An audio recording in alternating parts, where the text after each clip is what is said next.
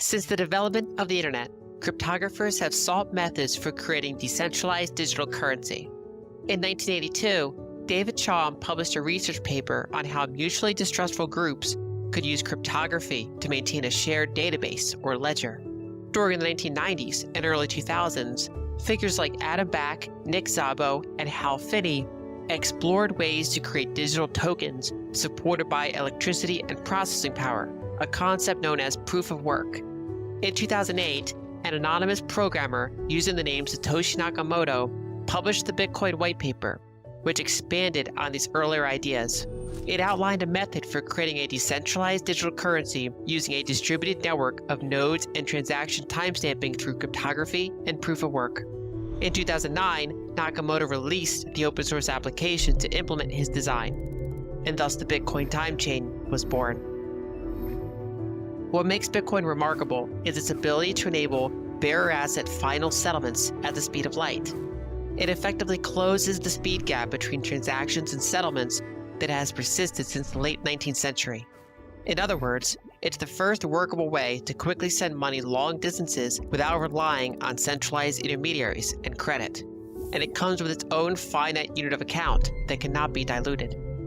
For the past 15 years, Bitcoin has been refined in various ways, tested to see how robust it is to attacks, and copied by competitors to see if there's any way to do it better. So far, it has continuously remained the largest, most liquid, most decentralized, and most secure cryptocurrency. Although it has been volatile, Bitcoin has reached higher highs and higher lows of market value and adoption, cycle after cycle. Bitcoin works because anyone can run an open source node on a simple device such as a laptop, and these nodes all store the full history of the ledger. Users possess private keys, enabling them to sign transactions and pay fees to move coins or fractional coins between addresses. Miners contribute electricity and processing power to add new transaction blocks to the ledger in exchange for receiving transaction fees and new coins that are generated in each new block during the early years of the network. No individual entity, including the network's creator, can change the rules, dilute people's coins, or censor transactions. The network can, however, be updated over time in a backwards compatible way by a revolving set of contributing open source developers whenever there is enough consensus by the node operators and the miners to do so.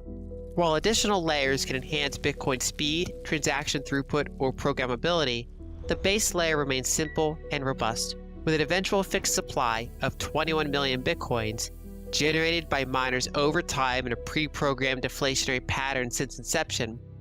Value can be sent to anyone with an internet connection or brought with anyone globally. Bitcoin is decentralized digital money, offering a viable alternative to inflationary, centralized banking ledgers. This technology is helping to pierce the 160 different fiat currency bubbles that people are trapped in.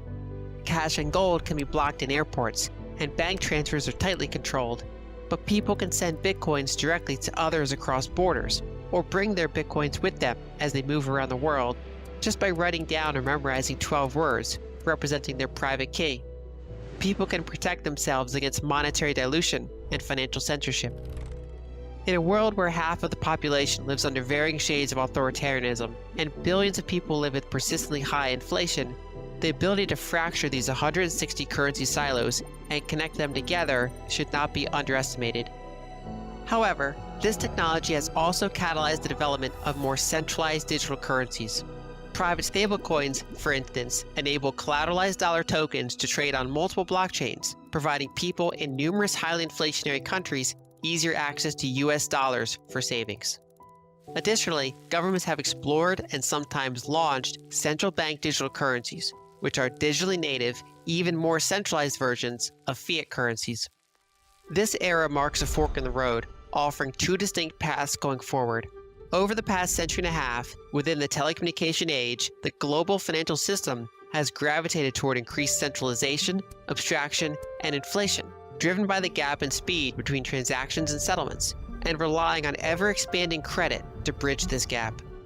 Most technologies in the past that made money more efficient have come at the cost of making it more centralized and controlled. On one path going forward, central bank digital currencies can continue the prior trend of ever more centralized systems that enable precise control and authority and dilution by nation-states over their citizens.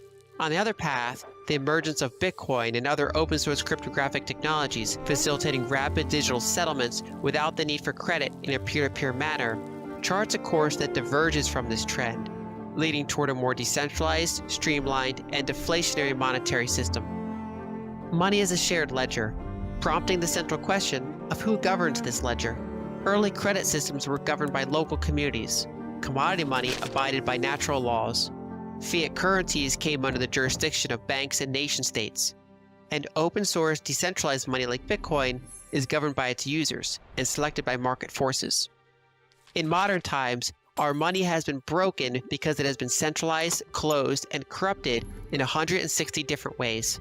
If we're going to fix it in the digital age, a powerful method would be to make it more decentralized, open, and transparent, so that it can strengthen people as individuals, while at the same time shattering the financial silos that separate us.